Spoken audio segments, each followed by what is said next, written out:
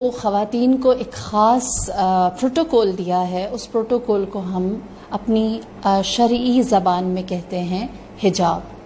جو ایکسکلوسیولی بطور خاص ان خواتین کے لیے ہے جو جب کسی نامحرم کے ساتھ یا ایسی جگہ پر جہاں پر ان کی نظر یا ان کے اطراف میں خطرے موجود ہوں یا کوئی بھی نامناسب چیز موجود ہو، تو جو سپر، جو شیلٹر یا جو ایک ان کے لیے پروٹیکشن فراہم کی جاتی ہے، اس کو کہتے ہیں حجاب. حجاب ایک شرعی چیز نہیں ہے، یا میں یوں کہوں حجاب صرف ایک شرعی چیز نہیں ہے، بلکہ حجاب ایک فطری چیز ہے جس کی مجھے اور آپ کو ضرورت ہے. کیونکہ دیکھیے، پہلے میں اس بات کو واضح کروں، جو میں نے حجاب کی تعریف کی، اللہ نے جو پروٹیکشن دیا ہے، کہ اگر یہ کہا جائے کہ حجاب نہیں ہے تو اس کا مطلب یہ ہے، یعنی اگر ہمیں اس بات کے بارے میں کہا جائے کہ کوئی لمیٹیشن نہیں ہے کہ آپ نے محرم کے سامنے کیسے جانا ہے اور نامحرم کے سامنے کیسے جانا ہے، دونوں برابر ہی ہیں، تو اس کا مطلب یہ ہے کہ اسلام نے جو محرم اور نامحرم یعنی خاندان کا جو ایک تصور ہے، اس کا ہی خیال نہیں کیا. جو ایک انسان کی پریویسی ہوتی ہے، اس کے لیے ہی اصول و ضوابط نہیں معین کیے. اس کا مطلب یہ ہے کہ اسلام، یا یوں کہیں انسانی جو فطرت ہے، اگر یہ فطری نیڈ ہے تو انسانی فطرت جو ہے اس بات کے لیے کوئی دائرہ نہیں کھینچتی کہ آپ کو کس کے ساتھ کیسے انٹریکٹ کرنا ہے. دوسرے الفاظ میں یوں کہوں کہ اگر ہمیں بتا دیا گیا ہے کہ آپ نے ایک محرم سے کس طرح بات کرنی ہے اور نامحرم سے کس طرح بات کرنی ہے، تو دوسرے الفاظ میں یہ بھی کہا گیا ہے کہ آپ کو آزادی ہے کہ آپ نامحرم سے بات کریں، لیکن کن حدود و قیود میں رہ کر. صحیح، آپ کا آؤٹ لک کیسا ہونا چاہیے، آپ کا ظاہر کیسا ہونا چاہیے. اور اسی لیے میں حجاب کو ایک آزادی سمجھتی ہوں، میں حجاب کو اپنے لیے ایک پروٹیکشن سمجھتی ہوں. حجاب میرے لیے دنیا کی سب سے اسٹرانگ چیز ہے، جو میرے کلام سے پہلے، میرے بولنے سے پہلے، میرے امیج کو یا میرے میسج کو یا میری پرسنالٹی کو پہلے ہی بیان کر دیتا ہے، اور سامنے والے کو اس بات کا اندازہ ہو جاتا ہے کہ اس نے اپنی لمیٹیشنز کیا قرار دے رکھی ہیں. اور اس کے ساتھ ہی مجھے اس بات کا شدت سے احساس ہوتا ہے کہ میری مقعت، میرا مقام دوسرے کے دل میں کیا ہے، جس کو ہم لوگ ہر روز ایکسپیرینس کر رہے ہوتے ہیں اور دیکھ رہے ہوتے ہیں. اور مجھے اچھا یہ بھی لگتا ہے کہ یہ ایک عورت کے اعتماد کی علامت ہے کہ وہ اپنی زینت کو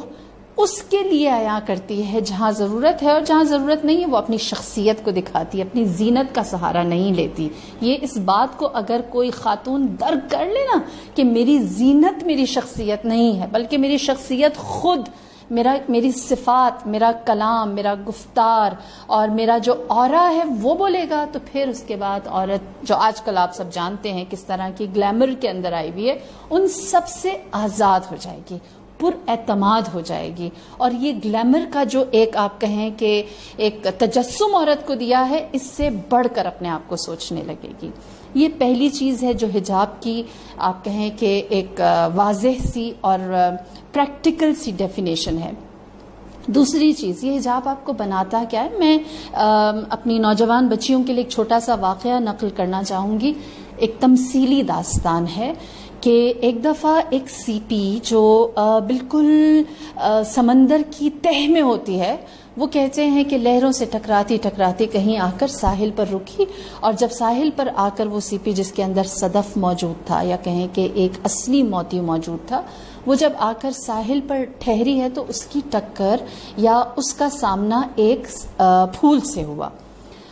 پھول آپ جانتے ہیں سمندر کے باہر ہے، یا پودا جو ہے جو خوشبو دیتا ہے وہ سمندر کے اندر نہیں ہے، اور جو سی پی ہے، جو صدف ہے، اس کا رہنا سمندر کی تہہ کے اندر ہے. یہ پہلی دفعہ ملاقات کرتے ہیں تو ایک دوسرے سے پوچھتے ہیں اور کہتے ہیں تم کون ہو؟ تو اس وقت پھول اپنا تعارف کراتے ہوئے جواب دیتی، کہتی کہ میں پھول ہوں، اللہ نے مجھے خوشبو دے رکھی ہے، میرے پتے کھلتے ہیں، اس کے اندر اللہ نے خوبصورت رنگ بنا کر رکھے ہیں، میرے سینے سے خوشبو آتی ہے، حضرت انسان اشرف المخلوق کی کوئی خوشی پوری نہیں ہوتی جب تک اس میں موجود نہ ہوں، اور یہ اپنے غم میں بھی مجھے ہی اپنے غم کی زینت بناتے ہیں اور میرے ہی ذریعے سے اپنی محبت کا اظہار کرتے ہیں۔ جب سی پی نے یا صدف نے یہ سنا تو بہت حیران ہوئی، اس نے کہا کہ بڑی اچھی بات ہے اگر تمہیں اس طرح سے استعمال کیا جاتا ہے، اور جب تم ان کی خوشیوں میں یا ان کے دکھ میں رنگ بھر دیتی ہو،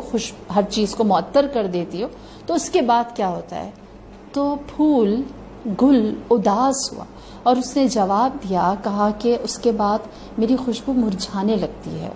اور جب میری خوشبو کم ہونے لگتی ہے اور میری پتیاں خشک ہونے لگتی ہیں تو یہ انسان مجھے کوڑے میں پھینک دیتا ہے۔ صدف حیران، اس نے کہا کتنی عجیب بات ہے، تم ان کی خوشیوں میں اضافہ کرتی ہو اور وہ تمہارے ساتھ ایسا کرتے ہیں، جبکہ میں ایسی چیز ہوں کہ مجھے اللہ نے ایک شیل کے اندر،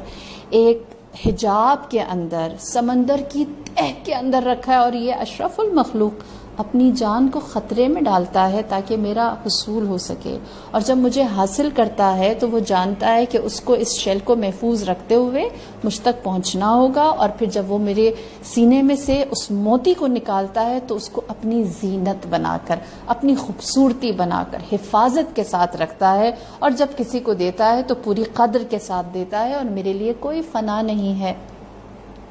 ہمارے لیے بھی یہ ایک چوائس ہے، ہم چاہیں تو پھول بنے، چاہیں تو وہ پروٹیکٹڈ موتی بنے کہ جس کی قدر حجاب کے اندر ہے، جس کی قدر پروٹیکشن، پروٹوکول، ایکسکلوسیو انداز میں رہنے کے اندر ہے، تو آپ اپنی قدر کو بڑھا سکیں گے۔ میرے خیال میں ہمارے لیے آج کے دور میں جو سب سے بڑا تحفہ اللہ نے دیا ہے وہ حجاب ہے۔ اگر آپ اس چیز کو سمجھ جائیں، اگر آپ اس چیز کو درک کریں، ایکسپیرینس کریں، تو آپ کو احساس ہوگا کہ یہ پردہ آپ کی زندگی کو، آپ کی شخصیت کو، آپ کے تھاٹس کو، اور سب سے بڑھ کر معاشرے کے اندر آپ کے کردار کو، مرد کی نظروں میں آپ کی عزت کو کتنا زیادہ بلند کر دیتا ہے۔ والسلام علیکم۔